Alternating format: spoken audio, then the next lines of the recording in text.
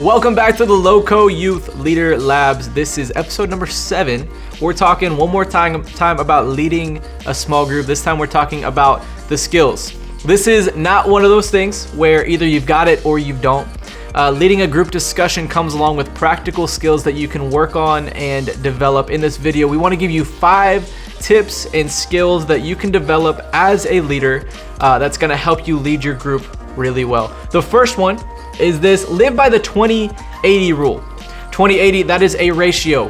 20% is you facilitating discussion with your students. That is 20% of the time you are talking. Either you're giving advice or you're asking questions. The 80% represents the students. We want them sharing, we want them talking, we want them sharing stories or sharing their ideas. So when you live by the 20-80 rule, this eliminates the leader trying to preach their own sermon. This eliminates the leader trying to overtalk and overshare, and when that happens, the students get bored and it's really uninteresting. It's no longer about them, it becomes about the leader. So don't flip that. It's not 80-20, it is 20-80. Live by the 20-80 rule. Number 2 is get easy wins. A friend of mine taught me this. He used the example of a red plastic playground ball. You know what I'm talking about? And he said, you're not supposed to ask the question, okay, what is the philosophy behind using this ball in playgrounds around the country? That is a huge, massive question. Instead, get small, easy wins. Say, hey, what color is this ball? Red. Hey, good job. Yes, that was awesome. Good job. What is this made of? Plastic. Oh my gosh, you're a genius. Like, great work. Okay, what do we use this for? Where have you seen this? Playgrounds. Exactly. So we have this red plastic playground ball. Why do you think and you can use that to just work your way in discussion. If there's a topic, if there's a subject that's a little big, if there's an idea that you're trying to get them to, don't start with the really big question. Start with really small wins to give them confidence, to get them sharing, to where it's so obvious that they kind of have to say something. What that's gonna do is that's gonna build momentum, that's gonna build confidence in our students, that's gonna allow you to get momentum as a leader. But again, get easy wins. Number 3 is get real. Second worst response you can give to a student is a churchy answer that you don't really understand.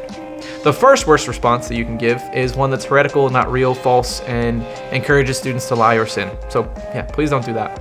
But get real. Whenever we say get real, that means use personal examples, use personal stories, get personal with your walk with Jesus. Man, God has not given you your story to hold within yourself. He's given you that story for you to lead out of and for you to share with students.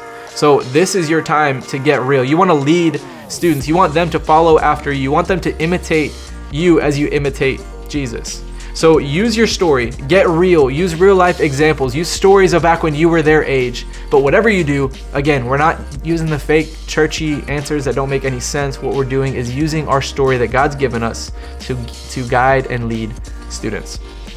Number 4 is ask better questions. Ask better questions. Whenever you ask yes or no questions, what are you going to get?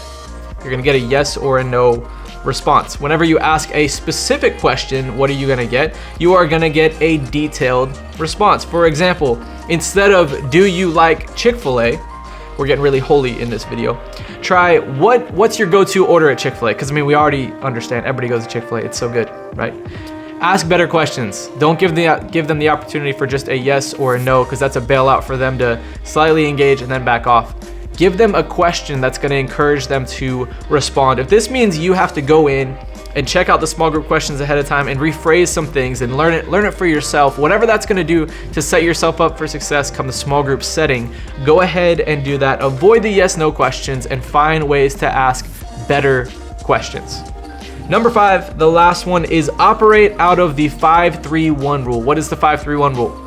It says this: you're going to typically have 5 students that connect with you that you're going to be closest with.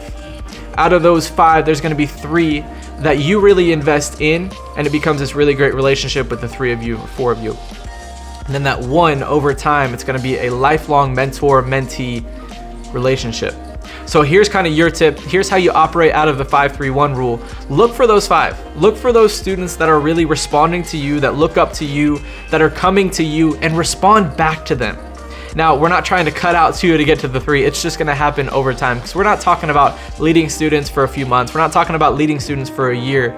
We're talking about investing in students' lives for the long haul. So we're playing the long run.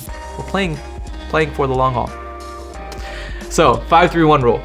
Invest in those 5 that invest in you, that connect with you, but look for those 5. Look for those that enjoy their time with you. So quick recap, live by the 20-80 rule, get easy wins, get real, ask better questions, and operate by the 5-3-1 rule. If you work on these, and these are things that can be worked on, I believe that your influence will increase. I believe that your buy-in from students will skyrocket and your relationships will become more intentional.